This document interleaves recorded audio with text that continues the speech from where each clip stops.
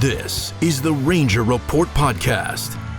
News, insights, predictions, interviews, and information about the Texas Rangers from the major leagues to the minor leagues. And now, here are your hosts, Ben Dieter and CJ Berryman.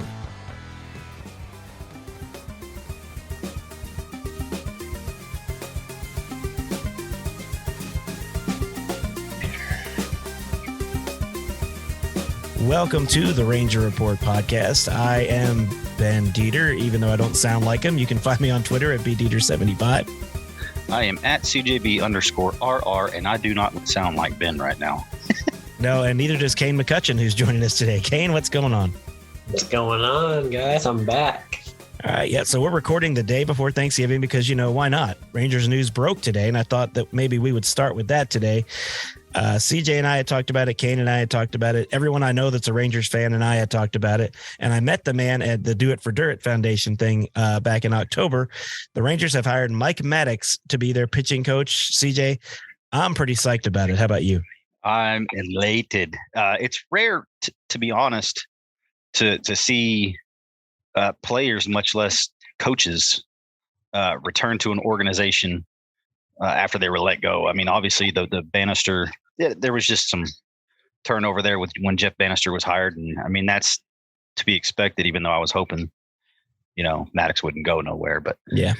But you saw it with Juan Gonzalez before, a couple of Rangers greats, Juan Gonzalez, Pudge Rodriguez come back to Texas towards the end of their careers. And Kenny Rogers came back multiple times, and Darren Oliver came back multiple times. Bobby Witt came back twice. Josh Hamilton. So it's kind of rare, but I mean, people must like it here in Texas. For whatever reason, they move here to play and they stay. Yeah, because he still lives here. That's the thing. Yeah. He still lives in the Dallas area. Yeah. So there you go. And gosh, you saw the turnaround whenever Nolan Ryan and John Daniels, I'll go ahead and combine them. I'm not going to get into that whole deal. We've already beaten that horse beyond death. Like he's not even, he's in purgatory. He's not allowed to go anywhere now, but it's the turnaround that it turned on with that pitching staff, and it happened immediately. Yeah. Young pitchers. They had a couple veteran guys, in Maddux, and the bullpen came alive. I mean, it was just an instant turnaround, and it was great to see. And when I heard that there was a possibility that he's the leading candidate, I was like, man, maybe with players, maybe, but towards the end of the career, come back to where yada yada. Yeah. But with a coach that was essentially let go to come back, obviously he likes the organization. JD's not here anymore. I don't know what his relationship is with Chris Young, but obviously Chris Young knows what he's doing. Yeah, that's a hell of a hire, and I was super excited to read that news today. Kane, you remember his first time here, going to both those World Series, turning that pitching staff around. Were you excited by the news? Yeah, I definitely remember it. And I like what CJ said about, players coming back. And then he mentioned this is a coach coming back. I mean, this dude can flat coach, right? Like his teams in 15 seasons, he's made the playoffs 11 times, right? With the Rangers, 4 straight seasons of team ERAs under 4. The Rangers haven't had that since. So this is a veteran guy who's been there and done that. Like you mentioned, wants to be here. To me, it's a 10 out of 10 hire, and Chris Young continues to put together 10 out of 10 hires, right? Bruce Bochy. Let's look at Bruce Bochy's staff. You got Will Venable on that staff now. You bring Mike Maddux onto that staff now. Not to mention the guys you hired last offseason were 10 out of 10 hires. To me, Donnie Ecker, Tim Hires are back. It's a heck of a staff they got, a championship staff for sure. Oh, speaking of championships, that's a perfect lead right there. Good job, Kane. Go for it, Ben. Into Dayton Moore. The Rangers have hired Dayton Moore as well today. A little less exciting for Rangers fans because they don't know him, but he did build a World Series team in Kansas City. Yeah, 2 of them. Yeah, he built 2 of them. He is another great hire. He's not the general manager. He's the assistant, but it's kind of the job that Chris Young had for John Daniels. Baseball operations. Yeah. Yeah, head of baseball operations. So, he it's kind of funny because how this thing kind of lined up, because I believe Daniels was hired or moved up to general manager in 2005, if I'm not mistaken. And then sure enough, Dayton Moore is moved up to general manager in Kansas City in 2006.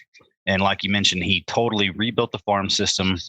The guys that they had on that team, I mean, I to be honest, I don't remember a huge free agent signing or a trade that they made. They grew those guys. Yeah. So, and that's the Rangers have put a very high importance on developing your own, because you can move them for assets. The Rangers are, they're better off financially with the flexibility at least than Kansas City is. But so they have the ability to do that and take on bigger contracts. Yeah. They've made it clear with the with the targets that we're hearing that they are going to spend this offseason. Now, we talked about this a couple times in a couple earlier podcasts, that the Chris Young said they're not going to spend like they did last year. Okay, that doesn't mean they're not going to spend. I mean, yeah, they spent $500 million over $500 million last year. So, no, they're not going to spend, over $500 million this offseason. Now it's plug and play. Plug them, find guys that are going to fit what you want to lead the team forward, compete in 2022 and beyond. So right now the Rangers are in good shape, and I'd like to hear what Kane has to think about that. I know you were probably in the womb still in 14 and 15, right? When you mentioned John Daniels hired 2005, I was born in 2005. I know, but no, this is like you said, a guy that's built 2 World Series teams, built them from within. And look, I mean, it just didn't work out in Kansas City, right? That rebuild didn't go as quickly as they wanted it to. Yeah. All in all, led to him being fired. But as someone that has a relationship with Chris Young, that's where Chris Young spent his final years of his career, and Moore was the general manager. So it's another good hire of someone that has big league experience. And I mean, I like it.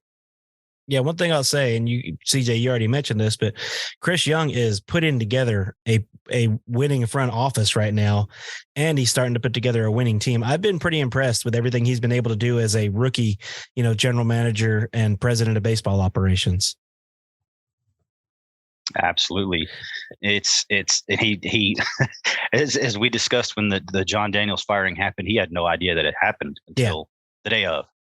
And so he hit the ground running. I mean, he and once that clock started ticking in the off season, he's just firing on all cylinders. And I think, I mean, it's hard to say they're hits right now, but we believe that they are. Well, they all have the pedigree. Bruce Bochy has the pedigree, Moore has the pedigree, Mike Maddux has the pedigree. So they all have that pedigree of, being successful, building teams to play and compete for a world championship. And Chris Young has relationships with now the new president of baseball operations, with the manager. Yeah. I mean, he's got relationships with it's a tight knit group that was there and probably really helped groom him along to be at the point where he's at now. Yeah. And so they're willing to go to work for him. And that's neat to me. I think that's really neat.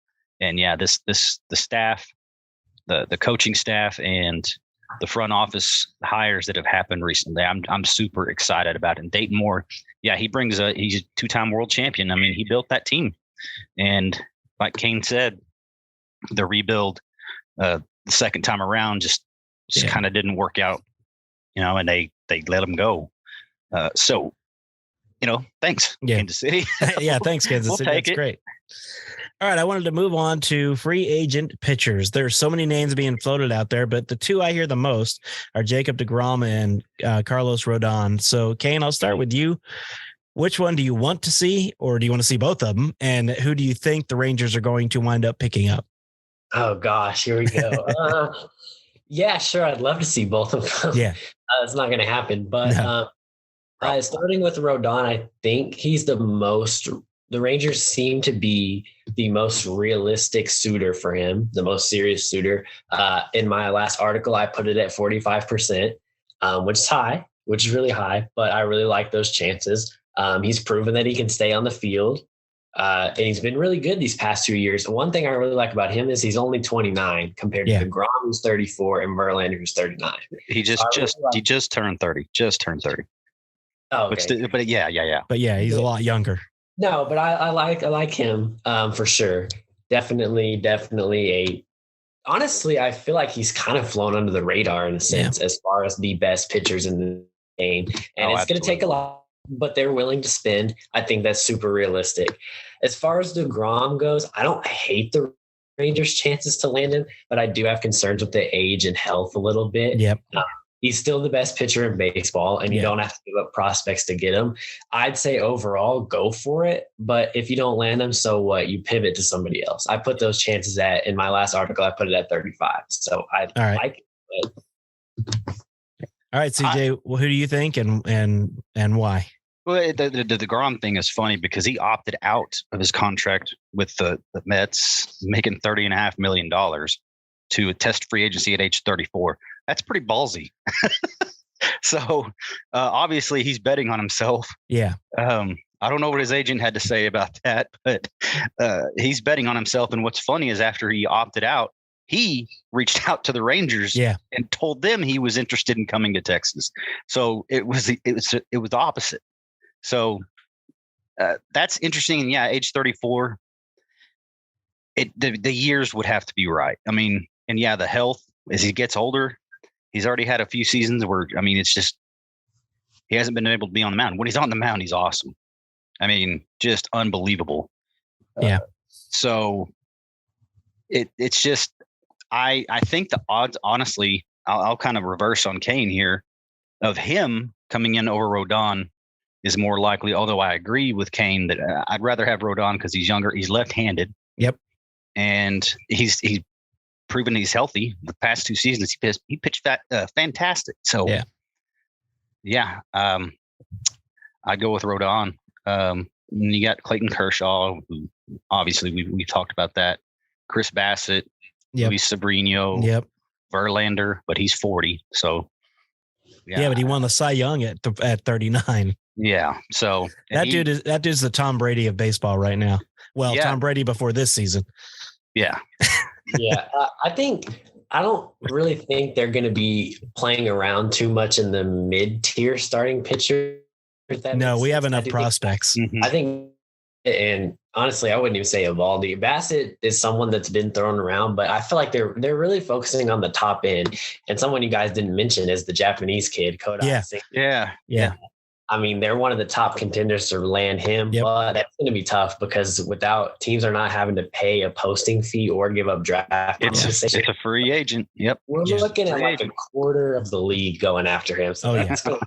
But I think as far as teams that are, could potentially land him, but that's going to be tough. I see him kind of going with the Padres because of Yu Darvish and kind of, he has someone that he at least can play with and speak to. And, I don't know. It's just kind of my gut thinks he might wind up in San Diego. No, I like the Padres there. I like the Padres. I like the Giants, the Mariners, the Blues. Yeah. They're there, but. Yeah, all those West Coast teams, they're in, all of them. Yep. All right. Trades. I didn't want to specifically talk about trade ins tonight. I wanted to ask you guys, and I'll start with you on this one, CJ, trade outs. Who do you think will not be a Ranger in the minor league system if the Rangers trade for starting pitching? Give me like your top 3 or 4 you think could move. Man, I hate to say it because some of these guys a lot of these guys we've had on here. Yeah, and we like a whole lot. We love them, man. And Blaine Krim is one. He was not added to the 40-man. Yep. So if he doesn't hit the Rule 5 draft, which he shouldn't, I don't think he will. He's not ready. Nobody's going to take that risk. I mean, maybe they will, and they decide, okay, yeah, he's not ready. He's not going to make the roster, and then he comes back to Texas. But you want to be able to trade him in the off season, not in spring training or at the end of spring training. So Eric Nadel mentioned this to us. Leody Taveras is on the table. Bubba Thompson's on the table. Everybody's on the table. There's maybe Evan Carter. You take him off. Owen White, you take him off.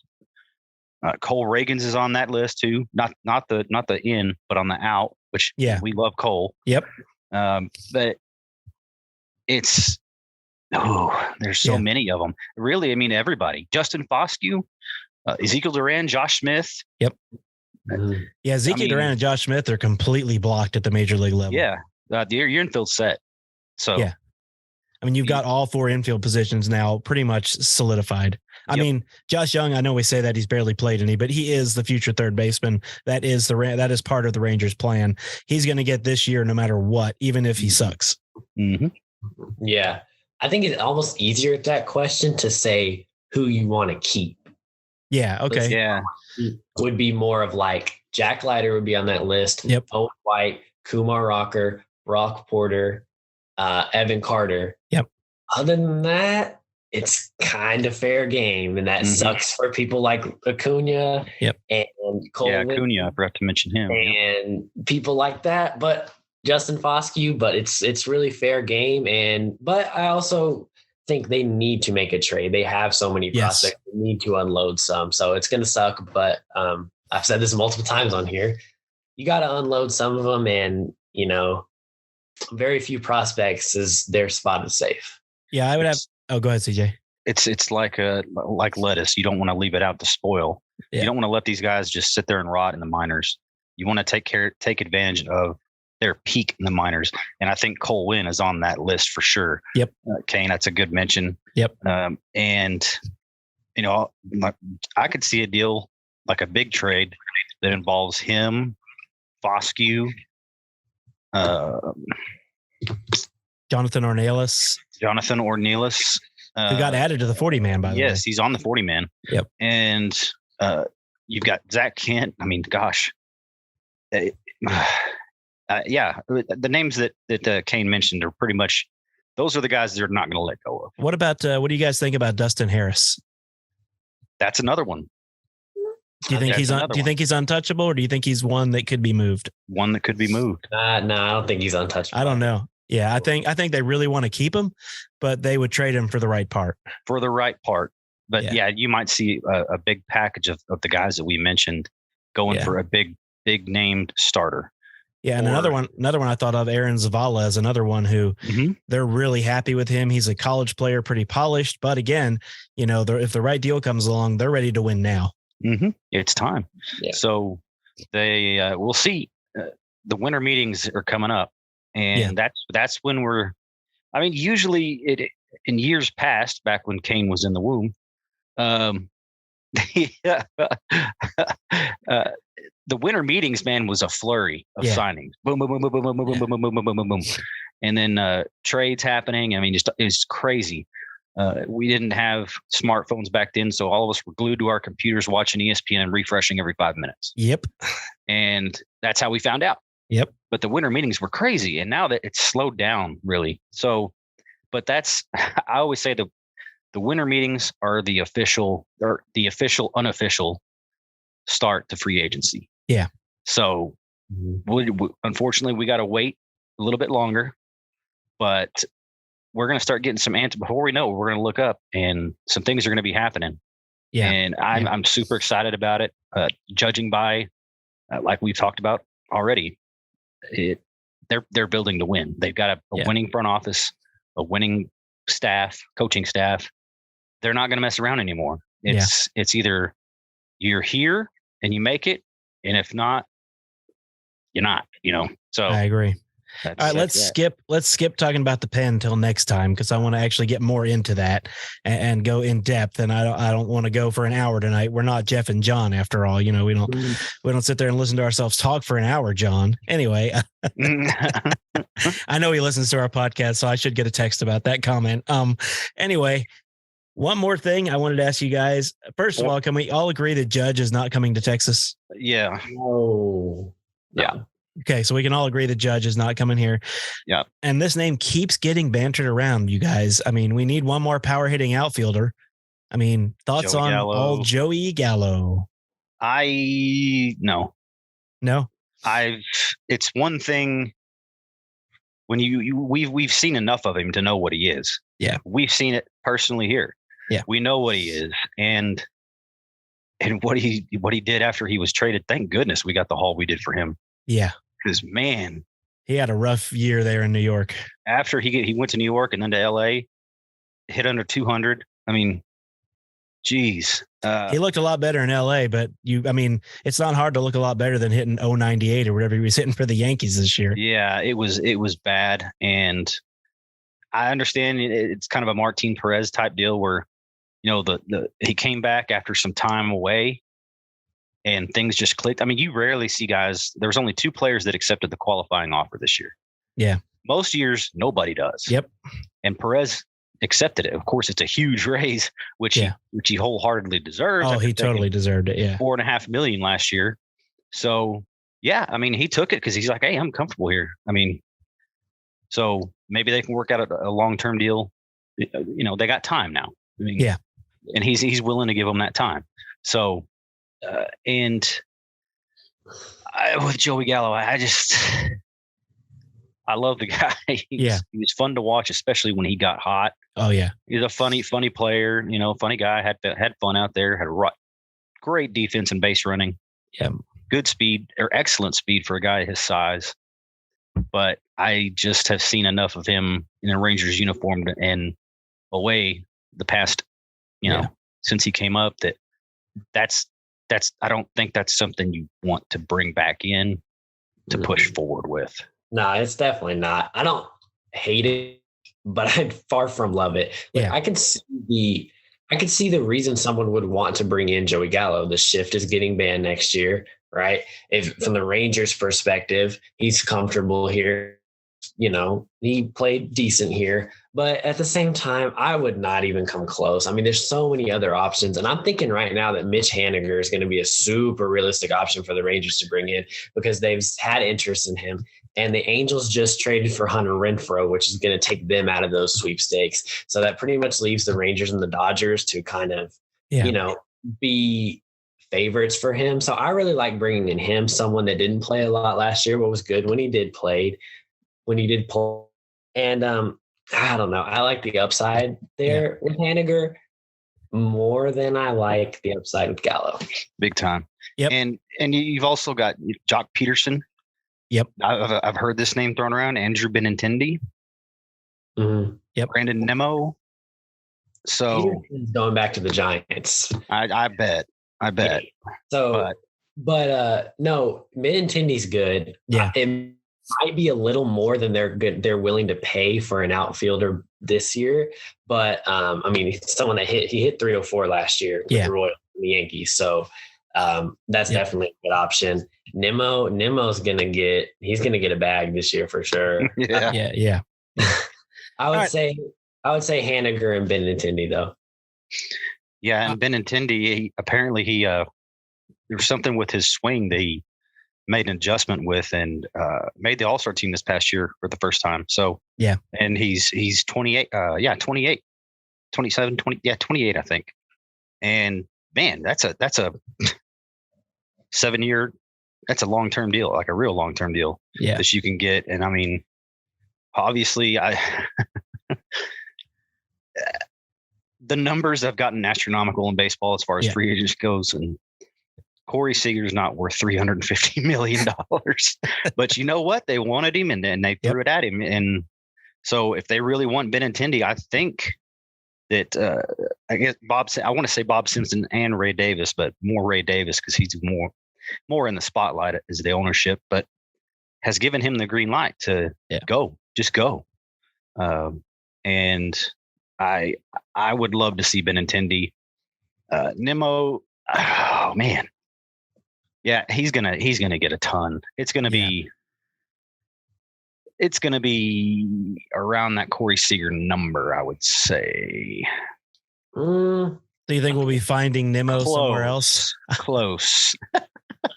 I don't know if it'd be that much, but he's gonna get paid. I mean, he's a good player. He can play the outfield. Yeah. He has +6 defensive run save this year, and he swung it well. I mean, he can play center. He's a good player, but he's not gonna wind up here. He's looking like he's gonna. I think he's gonna go back to the Mets. I think so too. And you mentioned Haniger. You're taking a impact player, a guy that has been a thorn in our side. Since he's been in Seattle, you take him away from Seattle and put him on your team. Yeah. I mean, like we did with Vlad. Yeah. That's a win-win. And he's 32. they signed Simeon to a 7-year deal when he was 32 last year, wasn't he? When they signed him. So that age is not a factor there. So if they want him, they'll pay him, like they did Seager or Simeon. Seager. He's not going back to Seattle either. Henniger's not going back to Seattle. They just got Oscar Hernandez. He's not going back. No, he is not. All right, guys, great talk tonight. Before we got off the air, since this is the week of Thanksgiving and we're recording this on the night before Thanksgiving, I wanted all of us to say one thing that we were thankful for this year. All right, I'll start with you, Kane. This year, man, I was thankful. One thing I'm thankful for God, man, just giving me all these opportunities and just continuing to bless my life. Second thing, some high school football, baby. Send Tampa State. You guys are still rolling in the playoffs. Still rolling. Took down Tascosa. Kane made sure I knew it. But I'm not from Amarillo. I'm from Hereford. So we always played Tascosa to start the season when I was playing, and we always beat the crap out of them. They weren't very good back then. So, but of course we went to a state championship and, when I was in high school, I wasn't playing, of course. That's why we went, I wasn't the quarterback then. I was the quarterback after that. That's why, but I'm thankful for, I'm gonna double up on Kane here and say thankful for God. Somehow he keeps sticking with me, and / a clean bill of health, which actually goes with the God thing. I've had some back issues, and I hadn't talked about it on the podcast, but I missed a little time with the concussion. Yep. It was a fluke deal where I actually don't exactly remember quite like the fall, but got up in the middle of the night. I fell asleep on my couch and I was watching Seinfeld, and all I remember is getting up and stretching. And then I just assumed that, sometimes when you get up and you stretch real good and your head gets real fuzzy and, you feel like you're going to faint. Yeah. I don't know if I fainted or when my head hit the wall is when I knocked out. But yeah. And the same thing happened to my little cousin a few months back too. He's 12, 13, and my uncle had it on video. He's got a camera in his living room, and they're getting ready for school in the morning. Had breakfast, and you just see him stretch, and then hit his head hard. Yeah, and concussions are a big deal. Yeah, it's not fun. It took. I guess it was a pretty damn good one, because it took just about 3 weeks before I started to feel somewhat normal again. It's terrible, but but right now, all's looking good. I'm enjoying the podcast. I am thankful for that too. 1B. Yeah, see, I'm gonna go chalk here. I'm thankful for Walton's. They've been with us for over a year now, sponsoring us, helping us out, helping us upgrade equipment. It's the reason we're on YouTube now, because I was able to pay for a Zoom subscription thanks to Walton's. And I just wanted to thank them. You got to thank your sponsors. That's a given. And then a second thing I was going to say, you guys, because if I was doing this by myself still, I wouldn't be doing it anymore. This podcast would be over if I was doing it by myself. This is the third time I've started it. Every other time it stopped because I went up doing it by myself, and it was too much work, for not getting paid for it. So I want to thank you guys, which I did on Twitter earlier today, shout out. But I want to thank you guys for, keeping this sucker afloat. And like I said on Twitter, I think we're going to be around for a while. And I think both of you guys are going to be a big part of what this podcast does. Yeah, I can't do any better than that, Ben. Kane, just don't forget about us when you get all big and famous. Yeah. I won't. Trust me. Thanks for listening to the Ranger Report podcast. Find us on Twitter, Facebook, and at therangerreport.com.